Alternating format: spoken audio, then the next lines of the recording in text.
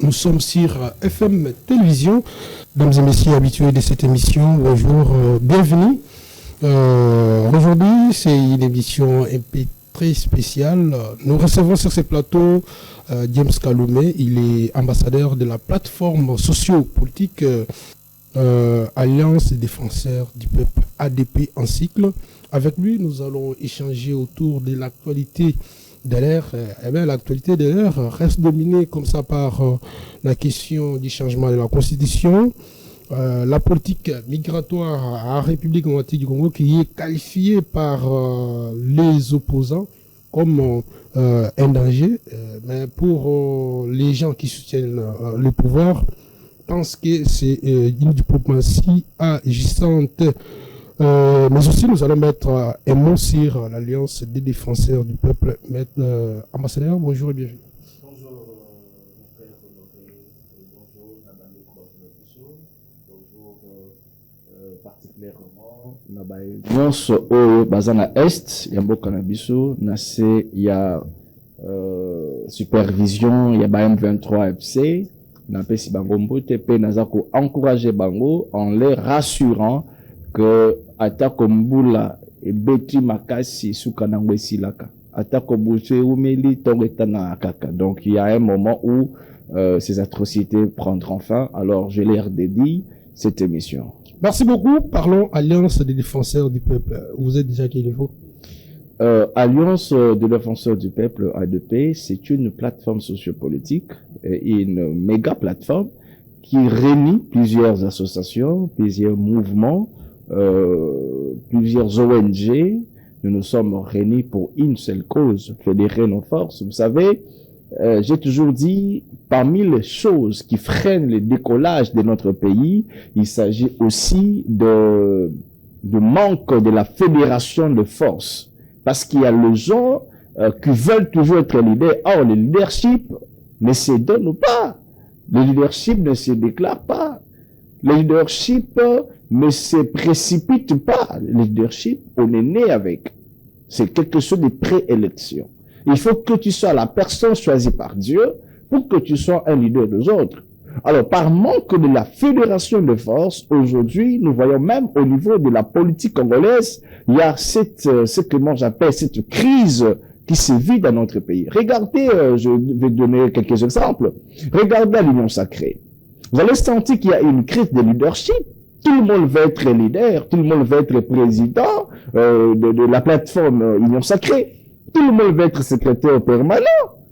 C'est tout le monde qui veut prendre les décisions. C'est tout le monde qui veut se faire sentir que c'est lui qui a la gestion. Vous voulez dire que le problème de la République aujourd'hui, c'est un problème de leadership? C'est un problème de leadership. C'est un problème de manque de la fédération des forces. Accepter l'autre, être dirigé par l'autre. Voilà pourquoi aujourd'hui vous remarquerez dans l'Union sacrée, il y a les gens qui se mettent le pot de banane sur la roue.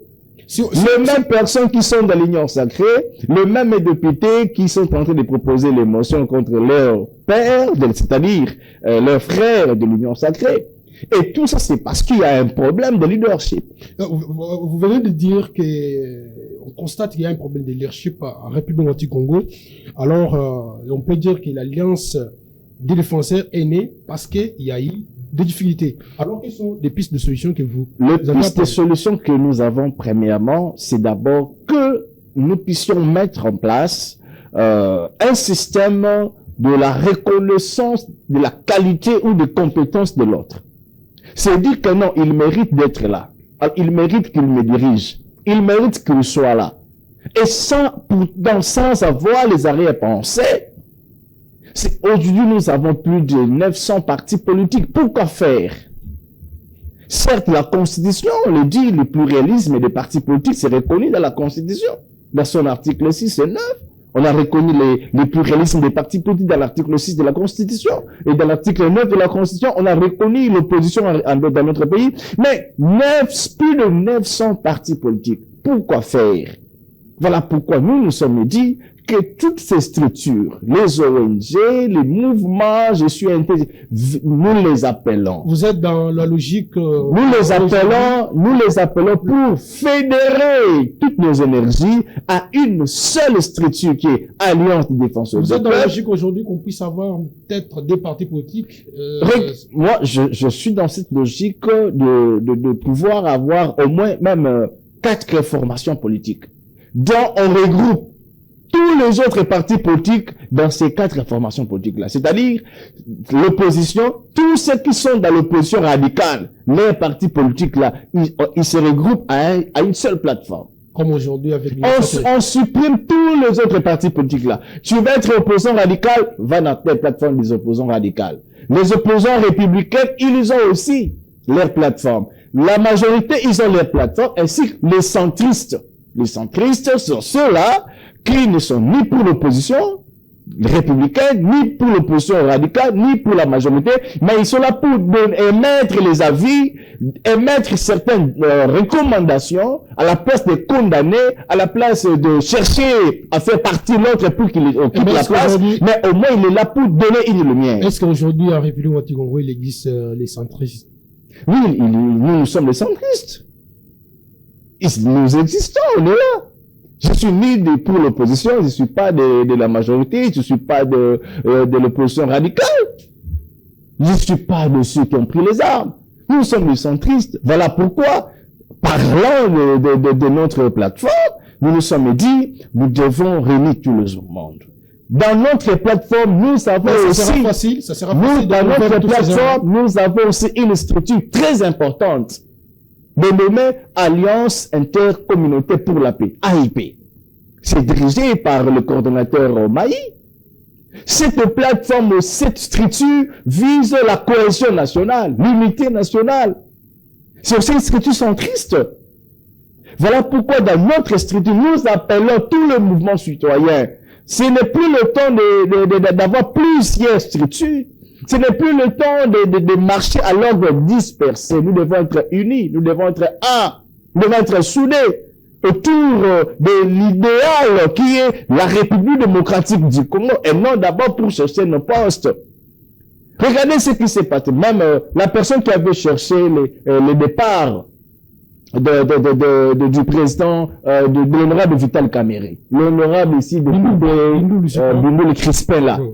Il a cherché le départ de Kamerhe et lui-même se présente aussi candidat de la présence de l'Assemblée nationale. Vous comprendrez que sa démarche n'était pas pour apporter une réforme, mais sa démarche était pour avoir le siège que l'autre occupe.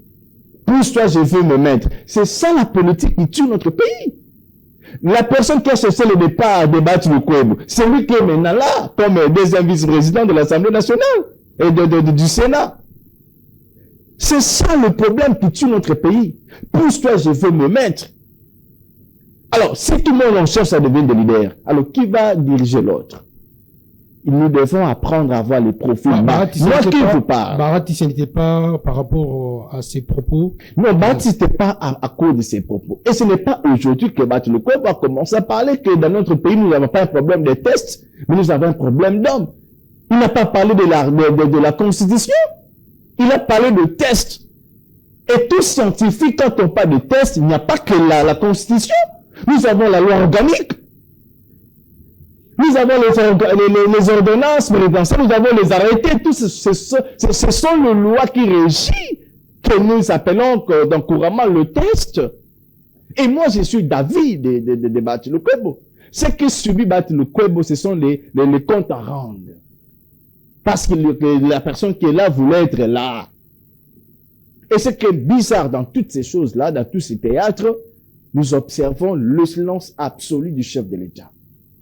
Alors que lui, il est appelé garant de la nation, il est appelé l'arbitre pour conserver l'unité, le bon fonctionnement des institutions. Voilà ce qui s'est passé aujourd'hui à l'Assemblée nationale. C'est ce qui s'est passé aujourd'hui à l'Assemblée nationale pour le ministre de l'Intérieur, Jacques Chabani. Si cette même démarche a été faite pour Bati Lukwebo, mais c'était pas les mêmes problèmes. Ici, non, on a écoutez, on a reproché à Bati Lukwebo la mégestion, l'incompétence, ce sont le même grief. Et être n'est pas Qu'on aussi a, d'accord qu'on avec a. le président de la République. Non, sur le changement de la Constitution. écoutez, nous sommes dans un pays démocratique où la liberté d'expression est garantie dans la Constitution. Ce qui veut dire, un scientifique, je ne suis pas un communicateur du professeur Modeste Bahati Lukwebo. Je n'ai jamais été son partisan. Mais au-delà d'être scientifique, il est politique quand même. Voilà, je vais y arriver. Ici, je vais d'abord signaler, je n'ai jamais été la personne qui soutient Bahati Lukwebo, mais moi, je soutiens donc les dispositions, le fonctionnement de notre pays. Si on continue avec cette façon de gérer les choses, n'espérez pas un décollage dans notre pays. Et voilà pourquoi ADP dit que ça doit changer. Et pour que ça change, nous devons prendre conscience de faire un profil bas. J'ai aimé ce qu'un député national a parlé, je pense Bitakuira, après le théâtre qui s'est passé à l'Assemblée nationale hier. Il a dit qu'à la place, au lieu de passer le temps inutilement à des motions, à des déchéances, parlons sur la situation sécuritaire du pays. Il a donné l'exemple. Aujourd'hui, à l'Ukraine, l'Assemblée nationale de l'Ukraine ne peut pas siéger pour faire partir un ministre. Vous voulez nous dire quand même, malgré que nous sommes agressés, on ne peut pas contrôler les ministres? Non, on peut contrôler le ministre, mais nous devons savoir comment le faire. Est-ce le problème de l'insécurité qui se passe dans notre pays? Ça commence avec Jacquemain Chabani. Non. Mais quand même, il est là comme ministre. Jacquemain Chabani est là pour donner une politique d'orientation ou du fonctionnement du ministère de l'Intérieur. Mais il y a des structures, il y a les organes d'application, d'action. Ce sont ces structures-là qu'il faut réformer et non la personne qui gère le ministère de l'Intérieur. Il faut penser plutôt à des réformes. Aujourd'hui, si on dit que bon, voilà, ça a commencé avec le ministre, l'ancien ministre de la Justice, Constant Moutamba, lorsqu'il a donné une idée, à la place et lieu de prendre les Koulouna, le mettre au CPRK ou bien dans des cachots parce que c'est budgétivore aussi.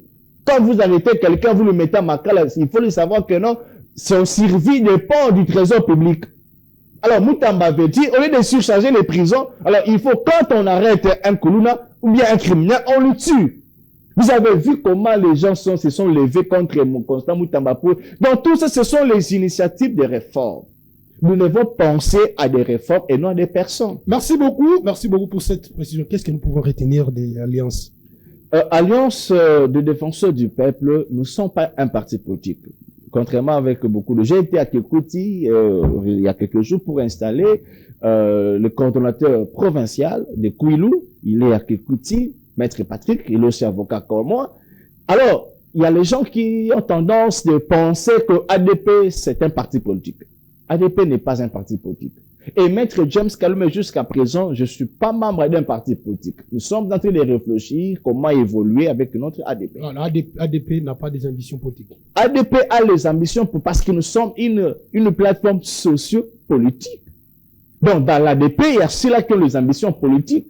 Mais il faut savoir dans quelle manière le faire. ADP ne cherche pas de poste. Parce que dans l'ADP, nous avons au moins fait un recrutement des animateurs qui ont au moins un survie. Qui n'ont pas besoin d'aller d'abord commencer à insulter un ministre pour que demain que lui soit là. ADP n'est pas comme les autres qui passent à la télé. Son problème, ce n'est pas le fonctionnement du ministère, mais son problème, c'est la personne qui gère le ministère. Donc, sa tête là ne lui dérange. On comprend qu'ADP a des moyens possibles. ADP a ses moyens possibles pour son fonctionnement. Et nous aurons une réunion stratégique le samedi 10 mai. Et cette réunion va c'est soldée par une déclaration que nous allons faire pour donner la lumière sur certaines choses. Et ADP prépare aussi une conférence débat. Une conférence débat, je pense que si peut-être la régie peut, la régie peut nous aider avec... L'ADP est en train de préparer une conférence débat autour d'un sujet très important.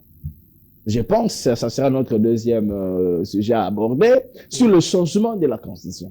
Et le thème est intitulé « Le changement de la Constitution, une réforme est nécessaire ou une stratégie de conservation du pouvoir ?» C'est une question que nous sommes en train de poser à ceux qui nous dirigent, à ceux qui veulent qu'on change la Constitution et à ceux qui ne veulent pas qu'on change la Constitution. Alors, ADP a pensé de réunir au moins 3 intervenants. Le premier intervenant, c'est moi-même. Je vais intervenir sur Santé. les avantages et les désavantages du changement de la Constitution. Ça sera le sous-thème que moi je vais aborder.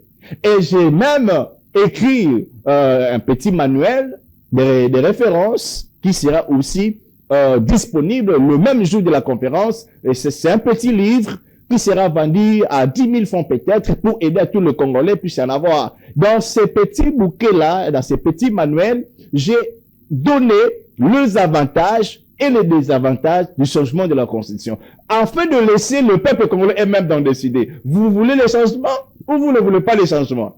Et le deuxième intervenant doit sortir de l'Union sacrée. Nous sommes dans les pourparlers avec les animateurs de l'Union sacrée pour trouver une crème de l'Union sacrée, afin qu'il soit parmi les intervenants. Et lui va parler sur la nécessité des réformes constitutionnelles. Donc, il va parler sur la nécessité. Et le troisième intervenant viendra de l'opposition. Nous sommes dans le pourparler. Déjà, nous avons eu l'adhésion, l'aval de Presse Penger, dont nous avons échangé particulièrement avec lui. Il s'est donné garant. Alors, nous sommes en train encore de chercher encore en profondeur. Et l'opposition va intervenir sur l'inopportunité du changement de la Constitution. Merci beaucoup. Donc voilà un peu le sous-thème que nous allons essayer de parler. Mais ce qui est plus important, il faut que le Congolais sache le pourquoi le chef de l'État, est-ce que la Constitution parle du changement de la Constitution? Que dit la Constitution par rapport à sa propre existence? Merci beaucoup. Parlons changement de la Constitution ou révision constitutionnelle. Êtes-vous partant? Comme je l'ai dit tout à l'heure, que nous sommes entrés, j'ai écrit un livre, un petit livre. Ce n'est pas bon, je peux même pas appeler ça livre. Je peux appeler ça bouquet de références. Ce petit bouquet va donner une lumière. Là, nous sommes des scientifiques. Avant d'être politiques, nous avons au moins eu la chance de passer au banc de l'école. Nous sommes des scientifiques, je suis avocat des barreaux de Poule. Et tel que je suis là, en tant que scientifique, en tant que juriste, nous devons savoir qu'est-ce qu'il faut donner. Nous devons quitter le dialogisme. Le chef de l'État a émis une idée, une initiative.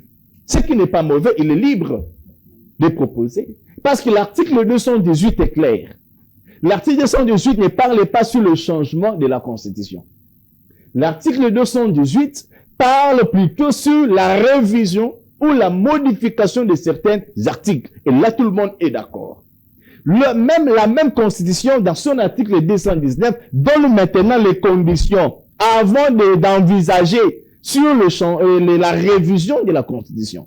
Mais le chef de l'État n'a pas parlé sur la révision, lui il parle plutôt sur les changements. Que veut dire changement? Prendre tout ce qui est dans la Constitution, du premier article jusqu'au dernier article 227 229 de la Constitution, parce que la Constitution a au moins 229 articles. Bon, prendre du premier article jusqu'au 229e article, changer le tout. C'est ça qu'on appelle changement. Merci. Maintenant, si on touche quelques articles, là, on parlera pas du changement. On parlera de la révision. Maintenant, la question ici que nous allons maintenant poser au chef de l'État et à ceux qui veulent le changement de la Constitution, c'est de nous dire, est-ce que toute la Constitution tout entière, elle est mauvaise? Vous êtes là pour répondre à nos questions quand même. Oui. Je vous ai d'abord demandé si vous êtes pour ou contre d'abord les changements de la Constitution. Je suis contre le changement de la Constitution, mais je suis pour la révision de certains articles de la Constitution. Parlons de la révision. Dites-nous, qu'est-ce qu'il faudrait changer s'il faut? Il y a tellement beaucoup de choses. Il y a tellement beaucoup de choses qu'il faut changer dans la Constitution. Mais vu que la télé c'est le temps, et j'invite les gens à cette conférence, je reviendrai dans votre plateau pour vous donner la précision de la date, parce qu'on ne peut pas donner la précision de la date tant que nous n'avons pas encore décidé sur les deux autres intervenants. L'un de l'Union sacrée et l'autre de l'opposition. Dès que nous avons une précision sur les deux intervenants, les deux autres, je reviendrai pour donner la précision. Mais ici, je mérite qu'on puisse d'abord mettre quelque chose là, sur quoi il faut modifier, sur quoi il faut réviser. Mais il y a quelque chose que je dois aussi préciser. L'article 5 de la Constitution remet la souveraineté au peuple de décider aussi sur certaines choses du pays. Mais vous êtes aussi donc, si aujourd'hui, hier, je vis les députés nationaux, ils ont donné leur aval pour qu'on puisse organiser les référendums. Donc là, c'est basant dans l'article 5 de la Constitution qui parle des référendums. Et cet référendum, on remet le pouvoir de ces référendums au peuple souverain, parce qu'on parle de la souveraineté appartient au peuple. Donc, si aujourd'hui, le peuple décide de changer la Constitution, qui est James Kalume pour s'opposer à ça? Donc, si le peuple décide de changer la Constitution, moi, je ne peux pas m'opposer parce que c'est la population, c'est le peuple elle-même qui a décidé. Donc, ça fait partie. Mais moi, au départ, je suis pas pour le changement de la Constitution parce qu'il y a les désavantages. Mais avant que je parle sur les désavantages du changement de la Constitution, je veux parler d'abord sur ce qu'il faut réviser. Entre nous avons l'article 10 de la Constitution. Si vous lisez cet article, vous allez comprendre qu'il y a beaucoup de pièges qui est resté en suspense. Qu'est-ce qu'on dit dans l'article 210 et dans l'article 10? On dit que est Congolais d'origine, toutes les personnes qui appartiennent aux groupes ethniques qui ont existé avant 1960. Donc aujourd'hui, un Sénégalais qui a existé avant 1960, on dit qu'il est Congolais d'origine. Mais quand vous posez la question Gabonais, la Constitution gabonaise vous dit ceci. Est Gabonais d'origine, toute personne qui est née au Gabon, qui a un père gabonais et une mère gabonaise née au Gabon. Il y a une précision très claire. Nous avons aujourd'hui l'Assemblée nationale, c'est qu'une double nationalité. Qu'est-ce qui a poussé que Jean-Marie Kassamba ne puisse pas être candidat à la tête de l'UNPC? Parce qu'il a double nationalité. Il s'est retiré pour ça, mais c'est une tête bien faite pour diriger l'UNPC. Au moins, lui, il était honnête. Entre autres, il y a aussi Christian Lusakone de Top Congo. Ils ont des doubles nationalités. Et j'ai cité que les deux, que je maîtrise bien, que je connais. Mais à l'Assemblée nationale, combien de députés ont des doubles nationalités? La même Constitution refuse la détention des doubles nationalités. Il faut choisir. Le problème revient à qui? Le problème revient à ceux qui doivent appliquer cette loi. Voilà pourquoi Modeste Sebald avait dit, le problème ce n'est pas les tests, mais le problème c'est l'homme. Parce que c'est l'homme qui approuve les tests et c'est l'homme qui doit faire aussi appliquer le test. Donc s'il faut chercher à changer, il faut plutôt chercher à changer l'homme. Comment ça? Mais c'est l'homme qui détient tout le pouvoir de faire appliquer. Je vous ai donné l'article 10, il y a l'article 11 de la Constitution. Et là, je vais lire pour une précision très claire et très nette. Il y a un alinéa de l'article 11 qui est tenté de dire que tous les êtres humains naissent libres et égaux en dignité et en droit. Toutefois, la jouissance des droits politiques est reconnue aux seuls Congolais. Il y a un virgule. La suite dit ceci, sauf exception établie par la loi. Il faut qu'on enlève ça. Voilà pourquoi aujourd'hui, il y a certaines lois qui sont tentés de permettre à ceux qui ont de 3, 4 doubles nationalités de pouvoir nous diriger. Ils seront loyaux envers quelle nationalité? Aujourd'hui, il y a Aziz Makokula qui est tenté de chercher à devenir président de FECOFA. Mais Aziz Makokula, il n'a jamais donné son temps pour défendre le drapeau congolais. Il a toujours été pour le Portugal, qu'il aille postuler à Portugal. Moi, je soutiens Chabani Nonda parce qu'à chaque fois, l'État congolais, à chaque fois, le pays avait besoin de Chabani Nonda, il était là présent pour défendre le drapeau congolais. Ce n'est pas comme Tony, c'est l'autre là, les boxeurs, c'est Tony aussi, c'est qui là? Tony. C'est qui là? Hein? Ah, il est français en même temps congolais. Tony Yoka, oui. C'est Tony Yoka. Et je vois c'était congolais en train de soutenir Tony Yoka. Mais Martin Bakole, il a toujours refusé d'avoir la nationalité anglaise ou d'autres nationalités. Pourquoi? Ce sont les gens, le congolais qu'il faut promouvoir. Maintenant, cet article ici, 11, dans le dernier alinéa, prévoit que non, sauf exception établie. Quelle exception là? C'est l'exception de favoriser ceux-là qui veulent avoir les doubles positions. Il y a aussi l'article 51 de la Constitution. Et cet article 51 de la Constitution, si vous la lisez, vous allez voir, on dit que l'État a le devoir d'assurer, et je cite rapidement, il assure également la protection et la promotion des groupes vulnérables et de toutes les minorités. Cet article-ci, c'est ce qui est en train de favoriser les Tutsis et les autres là, de dire que nous sommes minoritaires. Non. Alors que si nous retournons à l'article 1er de notre Constitution, on reconnaît la totalité de tous les groupes ethniques. Ce qui veut dire que tous les 450 ethniques de notre pays sont égaux. Il n'y a pas un groupe ethnique minoritaire. Il n'y a pas un groupe ethnique vulnérable. Tous nous sommes égaux. Et cet article doit être enlevé, cette disposition de l'article 51. Ce sont les désavantages, ce sont les avantages à réviser ou à changer la Constitution. Alors, les désavantages. Et il y a aussi l'article 78. Je peux m'arrêter même là. Les avantages de réviser la Constitution. Quand vous lisez l'article 78, on dit que le président de la République nomme le premier ministre issu de la majorité parlementaire. C'est ce que vous voyez aujourd'hui, il y a des troubles dans les assemblées nationales et dans le Sénat. Ah, c'est moi qui détiens la majorité. J'avais eu la chance d'être dans une réunion stratégique, trop hautement stratégique, où il y avait presque tous les caciques de notre pays. Et dans cette réunion-là stratégique, il y a eu un leader qui jetait son nom, il a dit, il se revendique d'avoir beaucoup de députés et il n'est pas bien servi au poste ministériel. Il était frustré. Pourquoi? Parce qu'il y a cette disposition de la loi de la majorité. Voilà pourquoi. Excusez-moi, voilà pourquoi. Moi, je souhaiterais qu'on ne dise pas ici que le président de la République nomme le premier ministre issu de la majorité parlementaire. Le président doit nommer un premier ministre issu de son vouloir. Pas parce qu'il y a une majorité parlementaire. C'est ce qui s'est passé entre FCC et Cash. Nous avons vu le président Tshisekedi, président de la République, mais il n'avait pas la majorité parlementaire. Qu'est-ce qui s'est passé? Il a cherché comment faire partir Jani Mabunda, faire tomber la majorité de Kabila, et il a acheté, il faut bien dire ça à la télé, le chef de l'État avait acheté les députés nationaux pour se faire une majorité parlementaire. Et c'était en violation de la Constitution, parce que la Constitution dit ceci: lorsque un député national quitte dans son parti politique ou son regroupement politique, il lui perd le siège. Mais nous avons vu, aujourd'hui, celui qui est le vice-ministre de la Défense, Eliezer Tambo, il était élu sur la liste d'un regroupement politique de Moïse Katumbi. Il a quitté Moïse Katumbi pour aller à l'Union sacrée. Est-ce que Eliezer Tambo avait perdu son siège national? Non. Alors que la Constitution, elle est claire.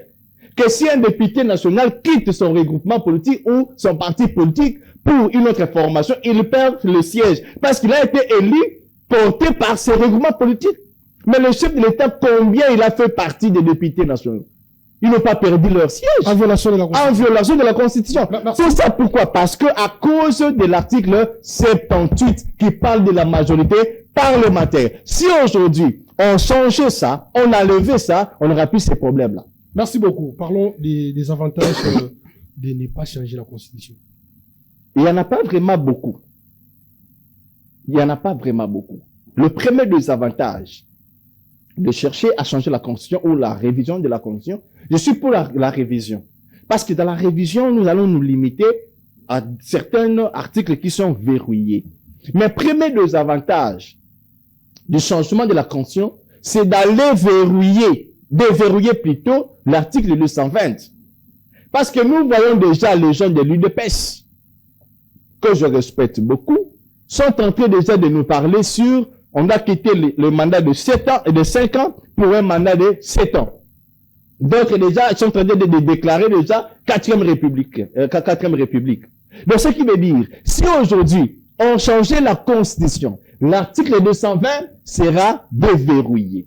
Et là, on va prolonger les mandats du président de la République. Or, l'article 220 de la Constitution interdit. Vous êtes contre la prolongation du mandat du président de la République? Je suis contre pour ça parce que la Constitution donne le chef de l'État un mandat de 5 ans, une fois renouvelable.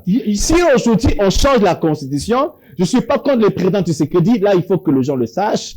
Je soutiens les bonnes initiatives du président de la République. Et là, je lance un appel à Jean-Marc Aboun de se discipliner. C'est ça aussi le défaut de faire les études en étant vieux. Il a fait quoi encore? Hein?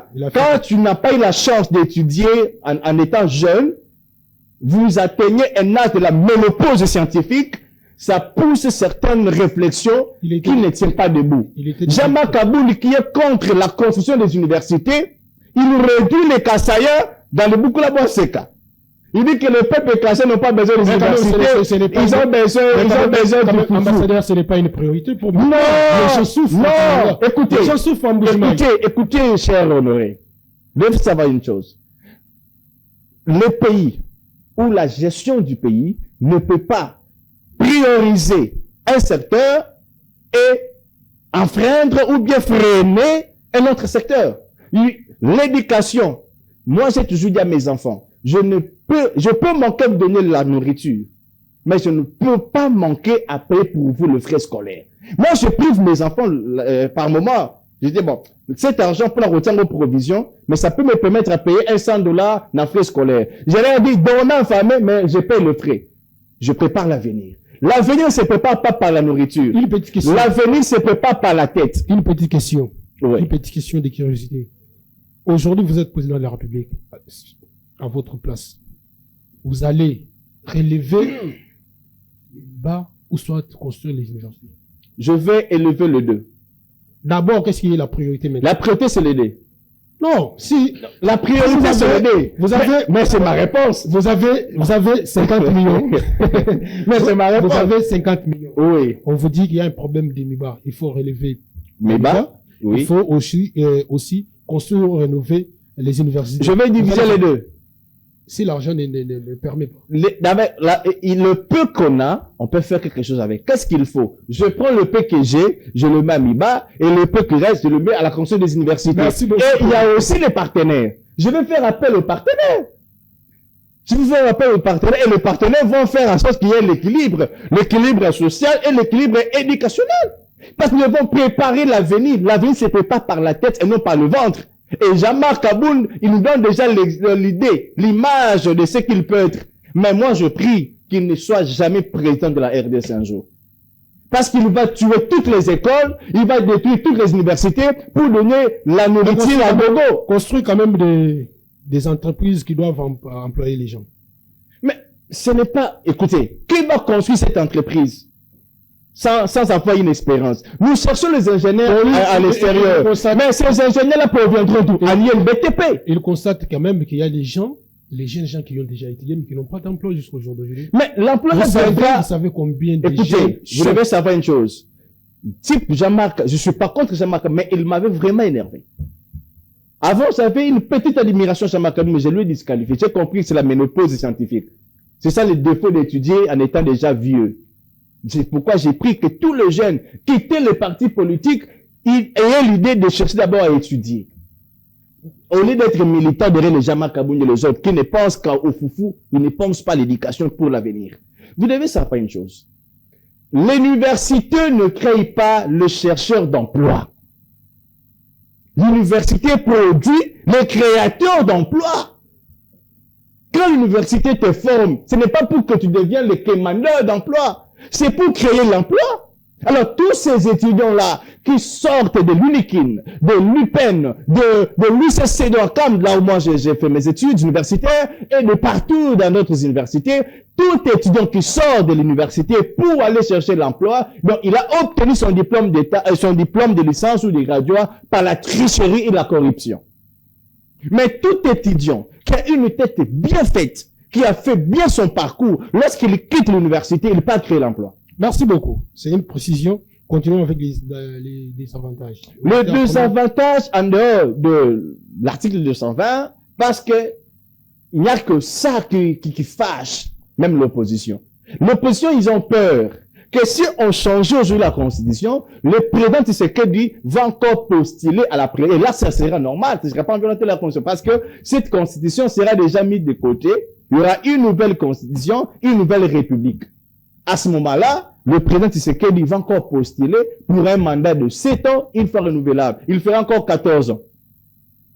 Maintenant, les opposants et une partie des Congolais qui se sont déjà fatigués du président Tshisekedi. Mais écoutez, je ne suis pas contre le président Tshisekedi. Mais quand même, vous êtes contre la prolongation du mandat. Je suis contre la prolongation du mandat, pas à cause du président Tshisekedi, mais par le fait de respecter ce qui est d'abord dit ici. Mais si le peuple congolais aujourd'hui décidait de changer, 100 000 Congolais acceptent de changer la constitution. Et moi, ma voix ne sera pas valeureuse. Ma voix ne sera pas entendue. Alors moi, j'ai toujours dit, je ne peux pas être du côté de ceux qui sont toujours opposants. Quand déjà 100 000 Congolais acceptent et passent par le référendum pour le changement de la constitution, moi, James Kalume, je vais seulement appuyer. Certes, le chef de l'État a ses défauts. Certes, le chef de l'État a ses limites. Mais aussi, il a fait des choses que plusieurs n'ont pas fait pendant 32 ans, que plusieurs n'ont pas fait pendant 5 ans, que plusieurs n'ont pas fait pendant 18 ans.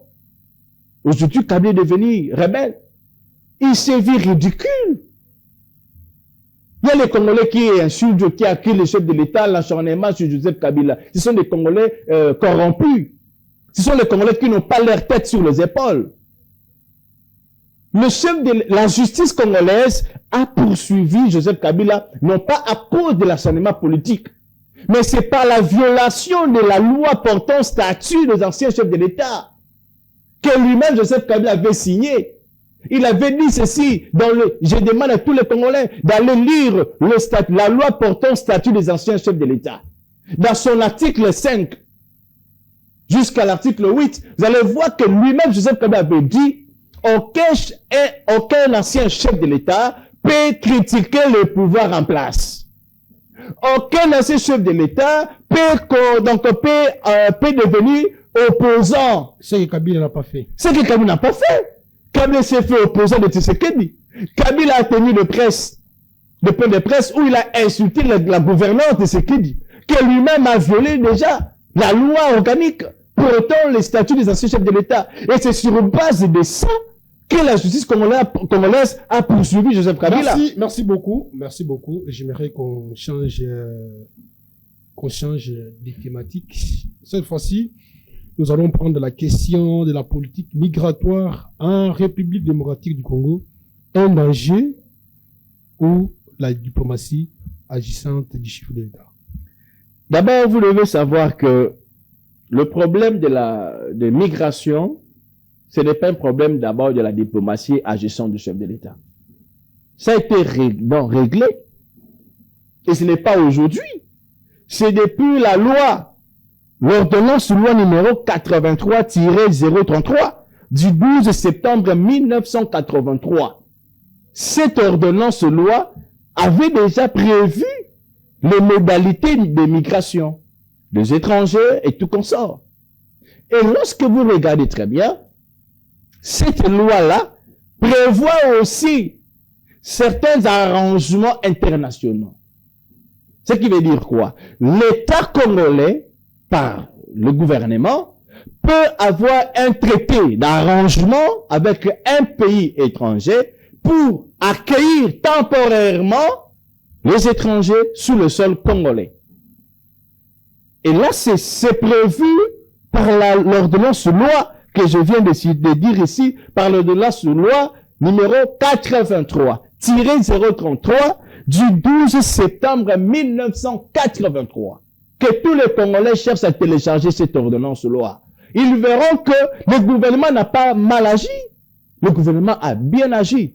Pourquoi? Parce que il a respecté une ordonnance loi. Quand bien même cette ordonnance loi doit aussi, moi James Kalume, je propose une réforme de cette ordonnance loi. Pour qu'on puisse cadrer ça. Parce que lorsqu'on parle de temporairement, il n'y a pas un délai bien détaillé. Le gouvernement a bien agi. Est-ce que le contexte est propice? Mais qu'est-ce qui n'est pas propice? Le contexte est propice. Avec l'insécurité grandissante dans la ville de Kinshasa, une partie de la République prise en otage par les rebelles. Posez la question au gouvernement. Vous avez suivi la première ministre. Elle a été claire, quand même qu'il y a les gens qui ont insulté, critiqué la sortie médiatique de la première ministre. Je pense que c'était à Télé 50, TV5. Je pense. Elle a bien dit que l'État américain assure la protection de tous ces étrangers qui vont immigrer au Congo. Ça, c'est un. De deux, la prise en charge sociale de ces immigrés ne sera pas par le budget du trésor public congolais. ce sera assuré par le gouvernement américain. Nous sommes juste un pays d'accueil temporaire pour commencer maintenant à orienter chaque citoyen là étranger dans son pays d'accueil ou de résidence. Nous sommes un pays hospitalier. Quel est ce pays dans le monde où il n'existe pas un Congolais? Citez-moi. Tout le pays du monde ici, vous allez trouver un Congolais. Je suis allé dans un pays, là où je ne pensais pas que j'allais trouver même un Congolais, mais j'ai trouvé les Congolais là-bas, en grande masse. C'est pour vous dire que si nous sommes aussi accueillis, acceptés par d'autres pays, quand bien même certaines irrégularités de nos confrères, de nos frères congolais, vous avez vu, entendu ce qui s'est passé à Paris. Il y a le musicien ici, Jossa Nyokalongo. Il a mené les danseuses pour un concert et les danseuses ont pris fuite. Baba Kingunda. Et Batabonso Bakangi Bango Bengani Bango. Vous voyez, ce sont le mauvais comportement des Congolais. Donc, c'est là que les États-Unis ont refoulé. Ce sont les immigrants qui ne sont pas entrés dans la voie légale. Ça, c'est un des deux. Ils sont admis, mais ils n'ont pas eu un bon comportement. Puisque ce sont les humains, qu'on ne peut pas les tuer, qu'on ne peut pas les traiter comme les animaux, on les a cherchés un endroit. Ce n'est pas seulement la RDC. Il y a d'autres pays qui ont accueilli. Merci. Il y a une question, parce que vous avez évoqué le mot hospitalité. Oui. Rappelez-vous de l'histoire des réfugiés Hutus aujourd'hui qui réclament leur terre en République du Congo. L'histoire ne veut pas se rappeler. Non, le problème, ce n'est pas seulement que le Hutu. Là, ce sont le point que les Congolais de mauvais goût sont en train de chercher à émettre cette approche pour discréditer la démarche du gouvernement congolais. N'oubliez pas que le gouvernement congolais est en pourparlers et en accord de certaines alliances avec les États-Unis pour la construction des entreprises que vous venez de dire tout à l'heure, qu'il y a le jeune qui peine, il n'y a pas les entreprises. Et le gouvernement congolais a cherché à traiter les alliances avec les États-Unis pour la construction de certaines entreprises.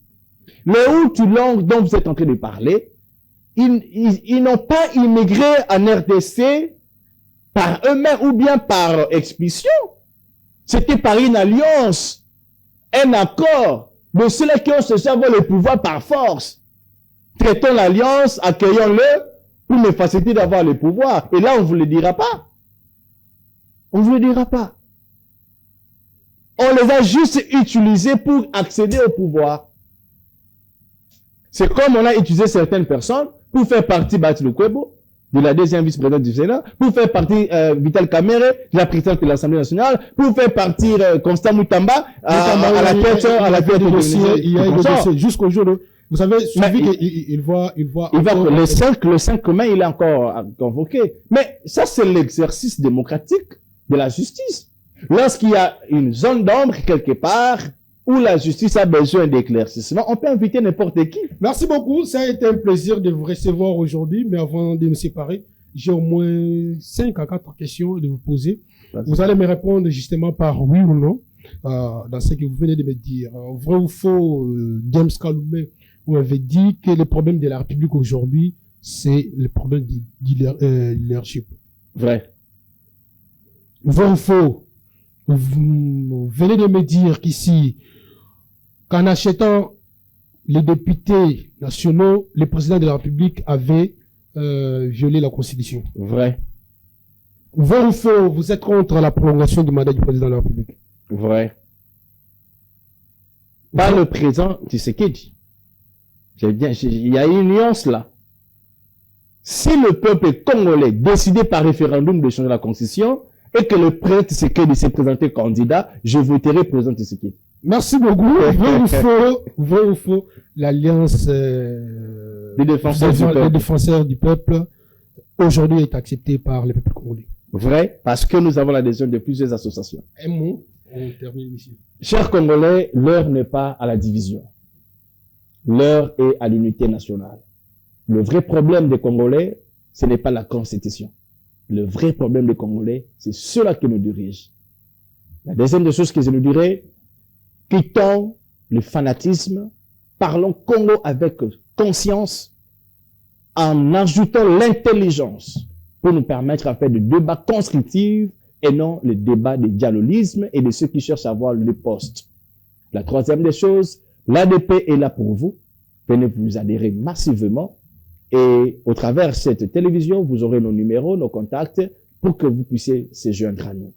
Que Dieu bénisse nos institutions, que Dieu bénisse le chef de l'État, Félix Antoine Tshisekedi Tshilombo, que Dieu bénisse ceux-là qui soutiennent l'avancement et la stabilité de nos institutions. Merci. Et que Dieu bénisse Kone Nanga et que Dieu bénisse Joseph Kabila et tous ceux-là qui cherchent à avoir le pouvoir par force. Et que Dieu le bénisse jusqu'aux dernières générations de leur descendance. Ah, mais vous êtes chrétien. Mais je suis chrétien, Dieu a frappé. Les Merci. Amalek